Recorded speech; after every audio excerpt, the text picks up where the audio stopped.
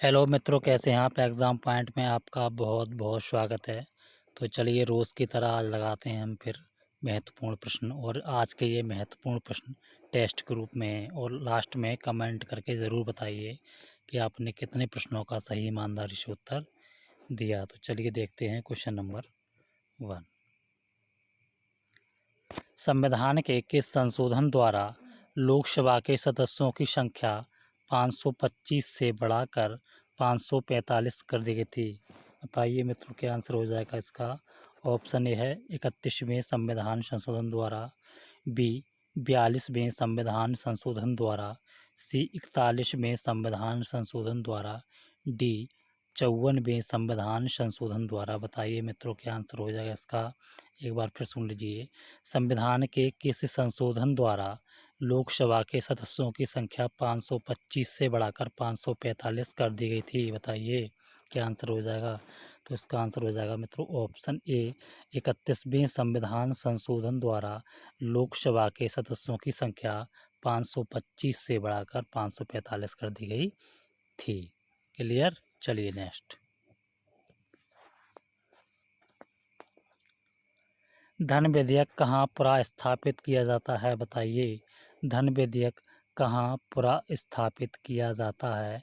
ए राज्यसभा में, बी संसद में, सी लोकसभा में, डी उपरोक्त में से कोई नहीं। बताइए मित्रों, क्या आंसर हो जाएगा इसका। तो इसका आंसर हो जाएगा ऑप्शन सी, धन विधेयक लोकसभा में पुनर्स्थापित किया जाता है। क्लियर। चलिए नेक्स्ट।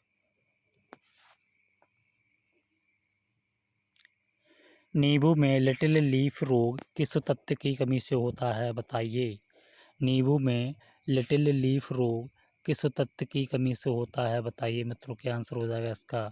ऑप्शन ए तांबा, B manganese, C iron, D sulphur. बताइए क्या आंसर हो जाएगा। नींबू में लिटिल लीफ रोग किस तत्व की कमी से होता है। तो इसका आंसर हो जाएगा मित्रों ए तांबा की कमी से नींबू में लिटिल लीफ रोग हो जाता है। क्लियर। चलिए नेक्स्ट। ओनोलॉजी में किसका अध्ययन किया जाता है। बताइए मित्रों ओनोलॉजी में किसका अध्ययन किया जाता है। ए कवकों का अध्ययन, बी स्वप्नों का अध्ययन, डी कीटों का अध्ययन, सी कीटों का अध्ययन, डी खगोलीय पिंडों का अध्ययन। तो इसका आंसर हो जाएगा मित्रों, बताइए क्या आंसर है इसका। तो इसका आंसर हो जाएगा मित्रों ऑप्शन बी ओनोलॉजी में स्वप्नों का अध्ययन किया जाता है। क्लियर। चलिए नेक्स्ट। 2001 की जनगणना के अनुसार सर्वाधिक साक्षर दूसरा राज्य कौन सा है। बताइए मित्रों 2001 की जनगणना के अनुसार सर्वाधिक साक्षर दूसरा राज्य कौन सा। मित्रों सर्वाधिक साक्षर दूसरा राज्य कौन सा है। तो इसका आंसर बताइए क्या है।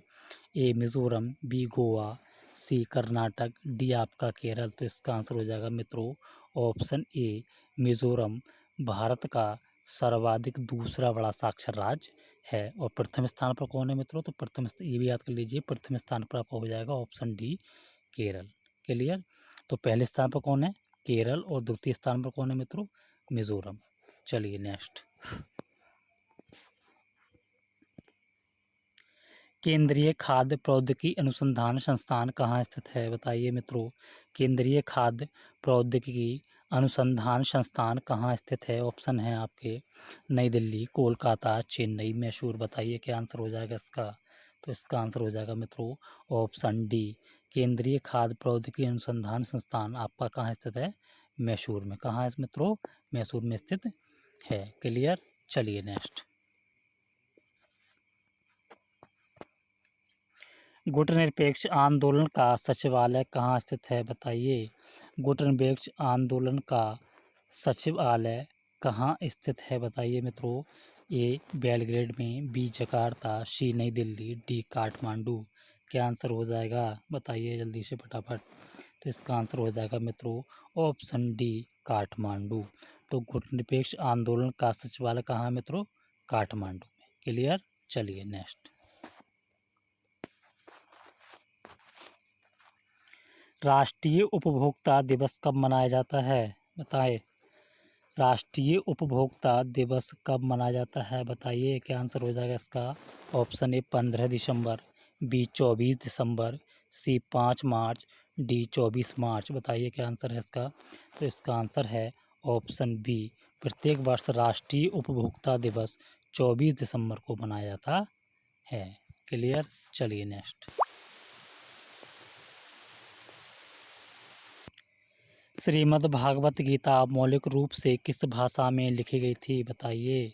श्रीमद् भागवत गीता मौलिक रूप से किस भाषा में लिखी गई थी बताइए मित्रों, क्या आंसर हो जाएगा इसका। ए हिंदी, बी ब्रजभाषा, सी संस्कृत, डी उर्दू। तो इसका आंसर हो जाएगा मित्रों ऑप्शन सी, श्रीमद् भागवत गीता मौलिक रूप से संस्कृत में लिखी गई थी। क्लियर। चलिए नेक्स्ट।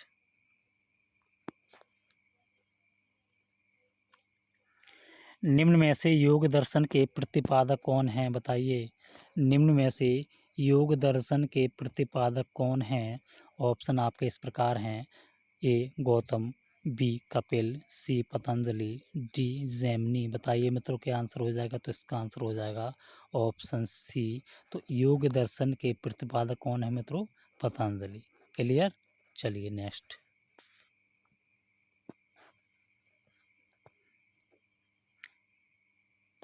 किस वर्ष स्वामी विवेकानंद ने विश्व धर्म संसद में भाग लिया था बताइए मित्रों। किस वर्ष स्वामी विवेकानंद ने विश्व धर्म संसद में भाग लिया था। Option A 1891, B 1893, C 1901, D 1905। बताइए क्या आंसर हो जाएगा इसका।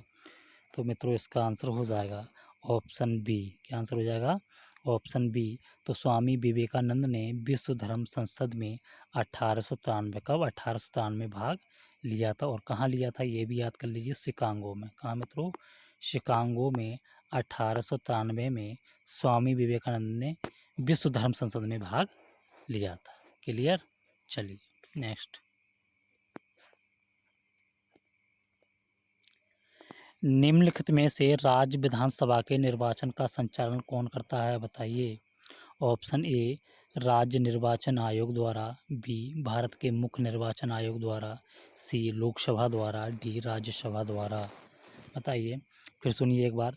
राज्य विधानसभा के निर्वाचन का संचालन कौन करता है बताइए मित्रों। तो इसका आंसर हो जाएगा भारत के मुख्य निर्वाचन आयोग द्वारा राज्य विधानसभाओं के निर्वाचन का संचालन किया जाता है। क्लियर। चलिए नेक्स्ट।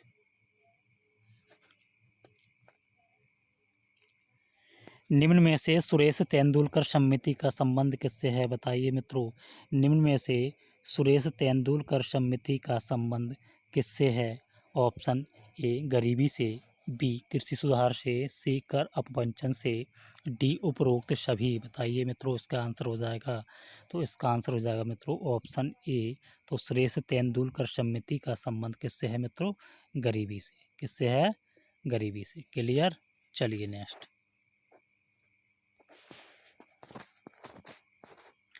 भारत में गेहूं उत्पादन में तृतीय स्थान पर कौन सा राज्य है बताइए मित्रों। भारत में गेहूं उत्पादन में तृतीय स्थान पर कौन सा राज्य है। Option A Rajasthan, B Punjab, C Paschim Bengal, D Madhya Pradesh. बताइए क्या आंसर हो जाएगा इसका। तो इसका आंसर हो जाएगा ऑप्शन डी। Option D. तो गेहूं उत्पादन में तृतीय स्थान पर भारत में कौन सा राज्य है मित्रों, मध्य प्रदेश। कौन सा है, मध्य प्रदेश। प्रथम स्थान पर कौन है ये भी याद कर लीजिए। तो प्रथम स्थान पर है आपका यूपी, और द्वितीय स्थान पर आपका कौन है, पंजाब, और तृतीय पर कौन है मित्रों, मध्य प्रदेश। क्लियर। चलिए नेक्स्ट।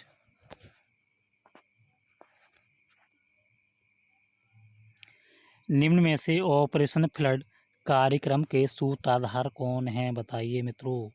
ऑपरेशन फ्लड कार्यक्रम के सूत्र आधार कौन हैं। ऑप्शन सुनिए। Option A M S Swaminathan, B doctor Varghese Kurien, C A और बी दोनों, डी सभी। बताइए क्या आंसर हो जाएगा इसका। तो इसका आंसर हो जाएगा option B doctor Varghese Kurien. कौन मित्रों, डॉक्टर वर्गीस कुरियन। कौन, doctor Varghese Kurien operation flood के कौन थे मित्रों, सूत्रधार थे। क्लियर। चलिए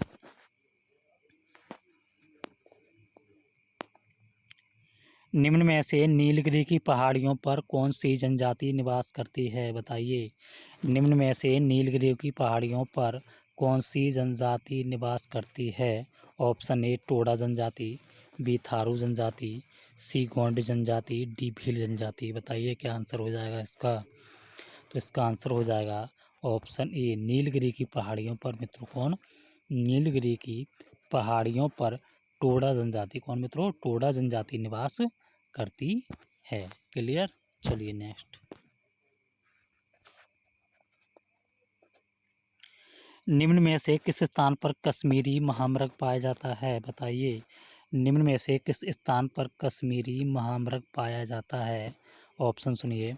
ए Jim Corbett national park, B Keibul Lamjao, C Dachigam sanctuary और डी मानस अभयारण्य। बताइए मित्रों क्या आंसर हो जाएगा इसका।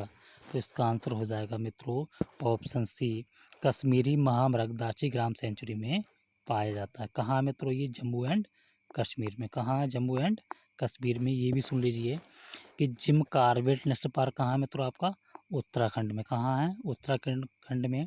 और केबल लामजाओ आपका है मणिपुर में। कहाँ मित्रों, मणिपुर में। ठीक है। ये भारत का एकमात्र तैरता हुआ राष्ट्रीय उद्यान है। ठीक है। और ये भी सुन लीजिए मानस अभयारण्य कहाँ है, ये भी इंपॉर्टेंट है, परीक्षा में बहुत पूछा जाता है। तो मानस आपका है असम में। कहाँ मित्रों, मानस कहाँ है, असम में। ठीक है। तो क्लियर। कश्मीरी महामृग कहाँ पाया जाता है मित्रों, दांचीग्राम सेंचुरी किस राज्य में है, ये जम्मू एंड कश्मीर में। जिम कॉर्बेट नेशनल पार्क कहाँ है, उत्तराखंड में। केबल लामजाओ कहाँ है मित्रों, मणिपुर में। और केबल लामजाओ भारत का एकमात्र तैरता हुआ राष्ट्रीय उद्यान है। और मानस कहाँ है आपका मित्रों, असम में। क्लियर। चलिए नेक्स्ट। निम्न में से कौन सा कथन असत्य है, ध्यान से समझिए इस क्वेश्चन को। सत्य नहीं पूछ रहा है, निम्न में से कौन सा कथन असत्य है, इस पर ध्यान दीजिए मित्रों। तो एक तरफ आपके देश दिए गए हैं और दूसरी तरफ उनकी राजधानियां, मैचिंग करनी है आपको, कौन सा कथन असत्य है। तो चलिए देखते हैं क्वेश्चन नंबर ऑप्शन ए रूस, मास्को। रूस की राजधानी कहाँ है मित्रों, मास्को। क्लियर, बिल्कुल सही है ये। पुर्तगाल की राजधानी कहाँ है, लिस्बन। ये भी सही है आपका। यूक्रेन की राजधानी कीव, ये भी क्लियर सही है आपका।